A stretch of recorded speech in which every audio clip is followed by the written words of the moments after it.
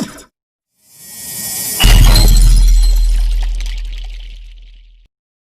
Mongol everyone.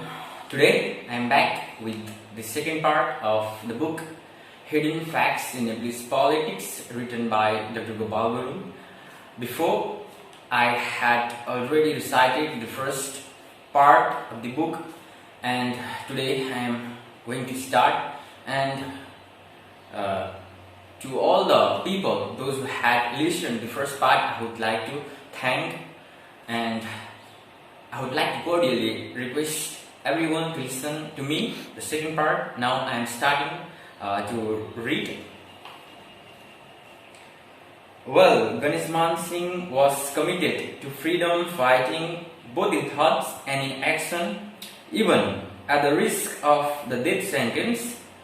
B.P. Koirala was supporting India. At the time, the repercussion of the Second World War had broken the British rule in India extensively, and as a result, the British rulers were leaving India, with the subsequent effect of the Rana rule being shaken badly in Nepal. The British rulers were prepared to leave India, but they were not prepared to disown the Gorkha army too. It was not because they had affection towards the Gorkha army, but because of a long history of Gorkhas' undaunted service, fear of another world war, and wholehearted blind dedication, without raising any question or doubts to their commanders. The Rana colonial regime and the British colonists' rule had conspired against the Gorkha army, treating them as tools and turning them into mercenaries. The Gorkha race is mostly comprised of the Gurung, Magar, Rai and Limbu tribes. The word Gorkha doesn't mean the protector of cows, and described by the Hindus. That condition has created confusion to the foreign scholars. Mongol are not Hindus, and they are beef eater, not cow worshipper. Newar, Tamang, Sherpa, Thami, Yelmo, Gurung, Magar, Lepcha, Rai, Limbu, Thakali, Sunwar, Danwar, in the mountain and hilly region, and the vast population of tribes like Tharu, Meche, Koch, Dimal, etc. belong to the aboriginal Mongol race of Nepal. But in the Gorkha army, why were there only Gurung, Magar, Rai and Limbus recruited? Those warriors belong to the Mongol race, whose definition the Bahun and Kshetri attempted to distort.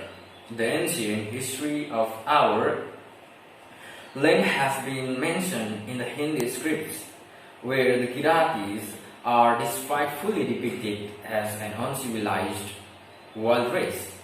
The Mahabharata and the Ramayana epics also have mentioned the Kirati race and linked the Kiratis were the Mongol and other aboriginal tribes of India. They were not Aryans and not Hindus. A large number of them were the followers of the Lord Buddha. The word Hindu identifies Bahuns and Kshetris, in which the Bahuns are the A class, even in Bahun's superior and inferior class. They observe Hindu rituals. The Bahuns of Nepal are mostly from Kumaon, Garhwal, Kashi and other places in India. These people are Indian origin but Nepali. Therefore, they should be addressed Indian Nepali in Nepal. Some of them have created the problems not only in Bhutan but also in some parts of India, that is Nagaland, Assam and Meghalaya. They are the dreamer of not greater Nepal and greater Sikkim but multi-Hindu kingdoms. Once Myanmar took a strong step against these people, what was the reason behind it? Who were the problem creator? Their forefathers were of black Aryan and they had come to Nepal seeking shelter during the period of the Mughal invasion in India. But in course of time, the ownership of the land was gradually confiscated from the hand of the aboriginal race.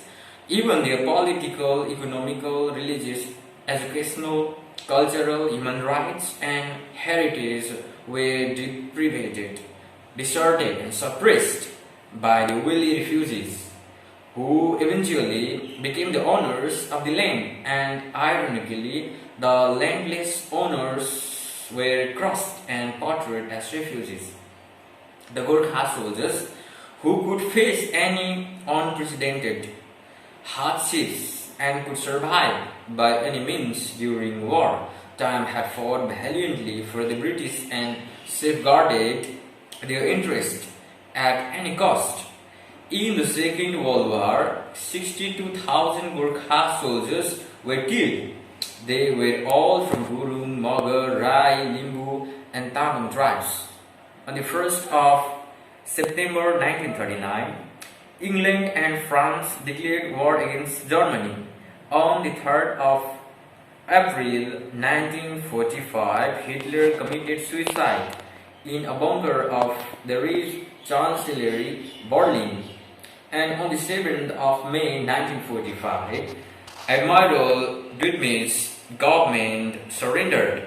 But as Japan had not stopped war, America dropped atom bombs consequently on Hiroshima on the 6th of August 1945 and on Nagasaki on the 9th of August 1945, killing innumerable citizens and disabling others.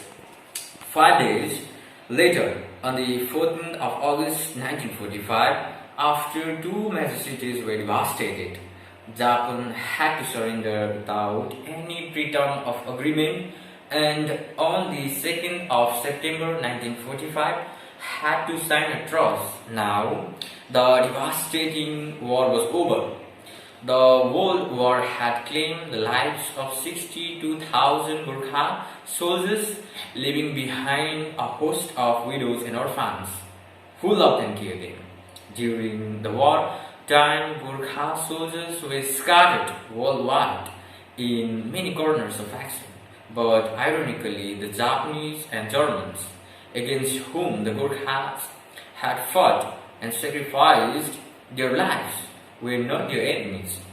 Nevertheless, Nepal owned an identity in the international arena as a land of Gorkhas.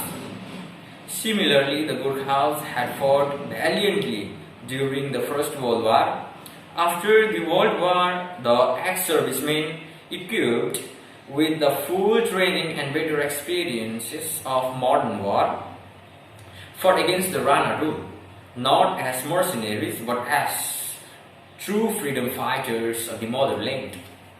The British rulers, who politically had promoted the Rana regime to establish its dominance in Nepal in exchange for cheap Gorkha troops, were rooted out from India, resulting in bringing the downfall of the Rana regime in Nepal.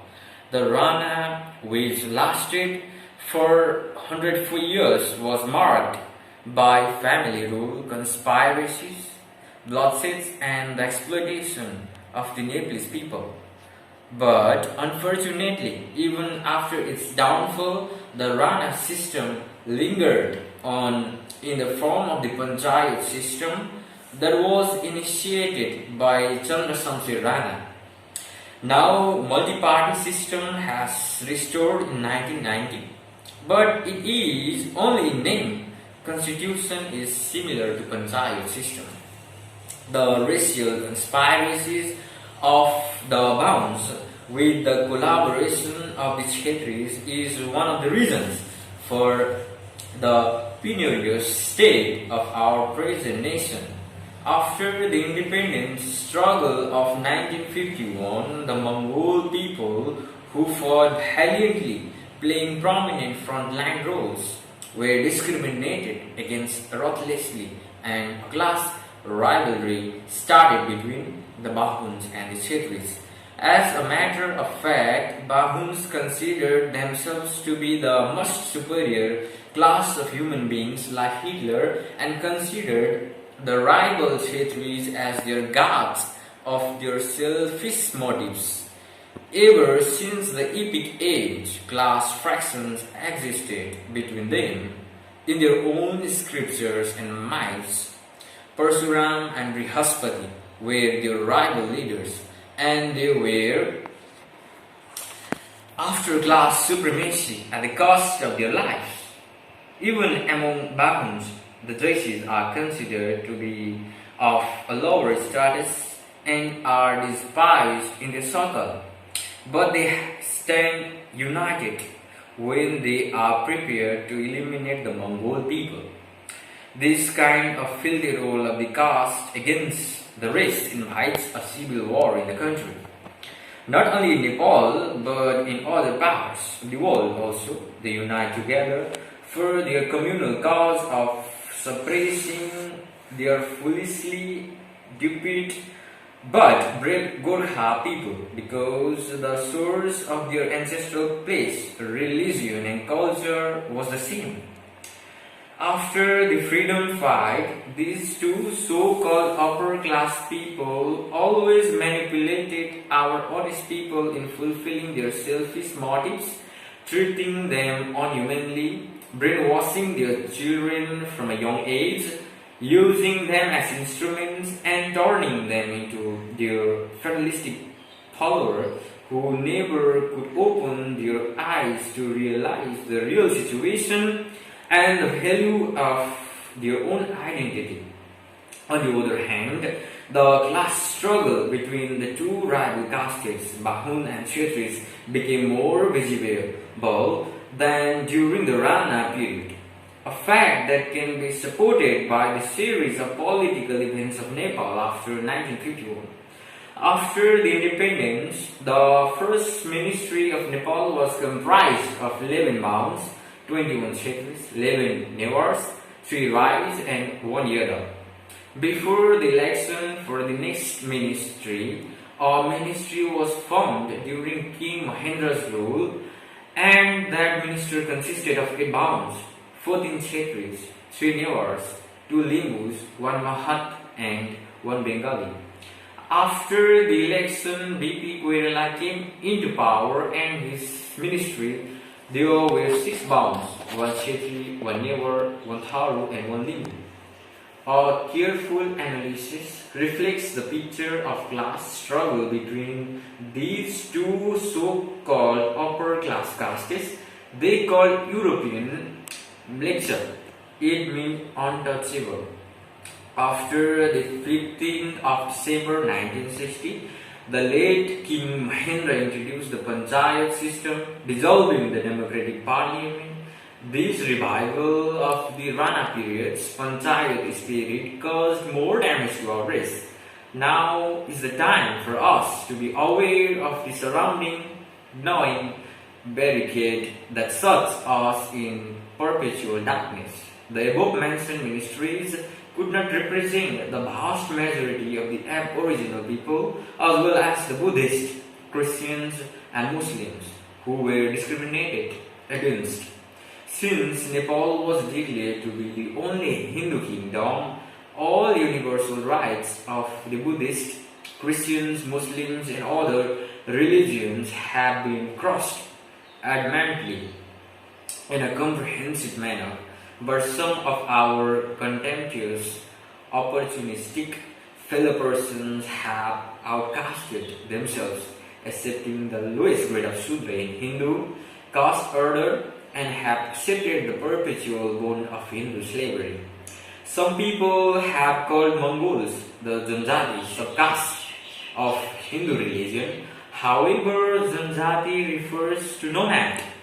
People should have a clear idea of Mulbasi, Adivasi and Janjati. Indigenous people mean Mulbasi and not Adivasi and Janjati. Bahuns and Kshetris have started campaign against us. They say there is no Mulbasi in Nepal. It creates another confusion as mislead people.